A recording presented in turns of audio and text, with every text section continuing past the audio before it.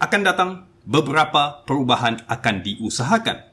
Apakah perubahan terkini yang bakal menyusul? Teruskan menonton untuk ketahui dengan lebih lanjut.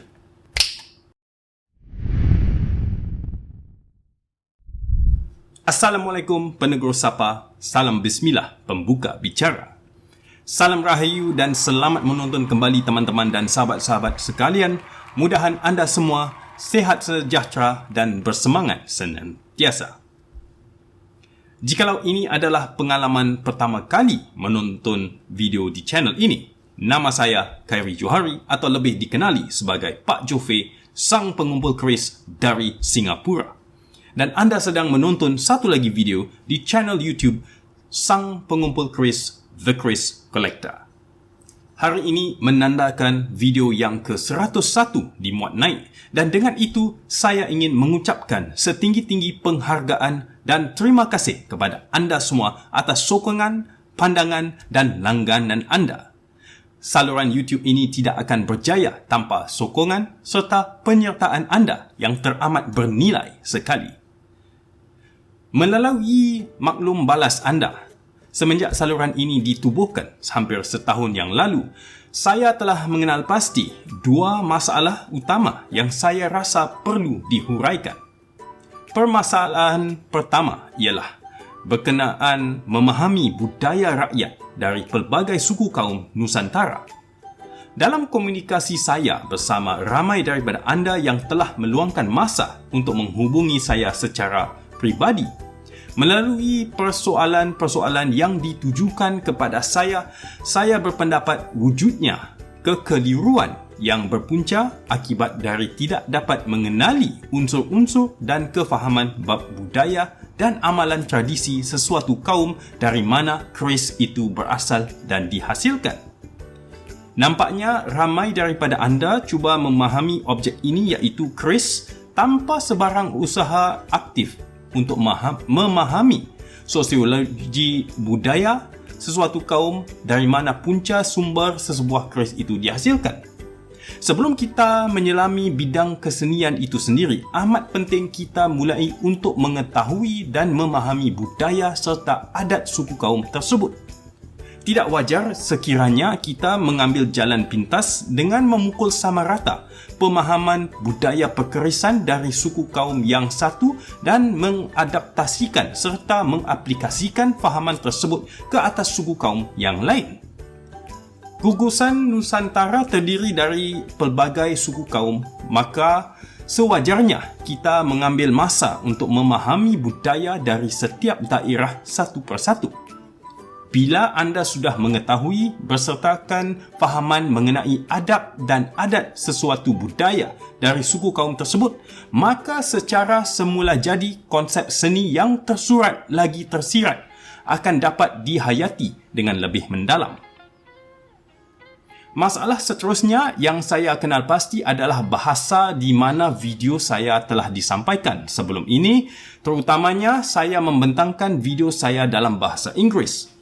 Rupanya ini adalah isu buat sebahagian daripada anda di mana bahasa utama anda bukan bahasa Inggeris, khususnya buat penonton dari Malaysia dan Indonesia. Kerana kekurangan kefasihan dalam bahasa Inggeris, maka penelitian dari pembentangan dari video saya kurang diamati. Oleh yang demikian, bagi menangani permasalahan yang sudah saya kenal pasti, melangkah ke hadapan pada video-video yang akan datang, seterusnya saya akan menyertakan perubahan baru seperti berikut.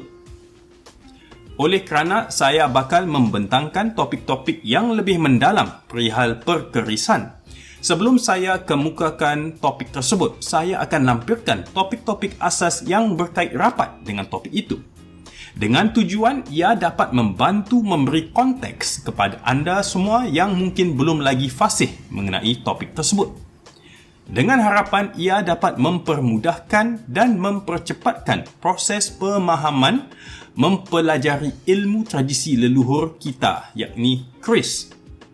Seterusnya, mengenai permintaan agar saya membuat penyampaian video dalam bahasa ibunda, yakni bahasa Melayu. InsyaAllah akan saya tunaikan permintaan tersebut. Seperti mana saya usahakan video ini dalam bahasa Melayu. Pertuturan bicara akan disampaikan secara Melayu baku, yakni gaya pertuturan rasmi yang diiktiraf oleh Majlis Bahasa Melayu Singapura. Buat masa akan datang, anda mempunyai pilihan sama ada untuk menonton video yang disampaikan dalam bahasa Inggeris ataupun dalam bahasa Melayu. Setiap video yang dihasilkan akan berpasangan. Satu Melayu dan satu lagi dalam bahasa Inggeris. Pilihlah mana satu bahasa penyampai yang selesa dan sesuai buat anda. Sebagai kesimpulan, sebelum saya akhiri sesi video buat hari ini, berikut adalah perubahan yang boleh anda nantikan. Yang pertama, saya akan menghasilkan video kandungan lampiran dan tambahan bagi penyesuaian konteks sebelum saya membentangkan topik-topik yang lebih mendalam berkait perihal perkerisan. Sekali imbas, berkemungkinan buat anda ia tiada kena mengena dengan perihal perkerisan. Namun, pasti ada sesuatu yang bernilai yang boleh dipelajari dan diambil contoh. Yang kedua, setiap video yang dihasilkan akan berpasangan, yakni ia akan mempunyai video kembar yang bezanya adalah bahasa yang digunakan sewaktu penyampaian. Anda boleh pilih sahaja sama ada mahu menonton dalam bahasa Melayu atau bahasa Inggeris.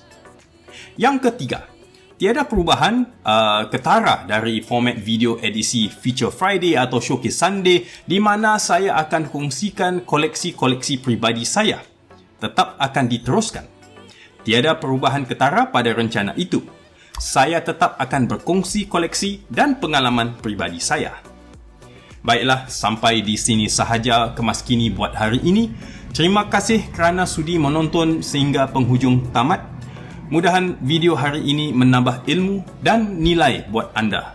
Dan juga saya berharap anda dapat mempelajari sesuatu yang baru dan bermanfaat dari menonton video ini. Saya amat mengalu-alukan maklum balas dari anda di ruangan komentar. Harap anda manfaatkan ruangan ini dan insya-Allah saya sendiri secara langsung akan membalas komentar dari anda sekalian.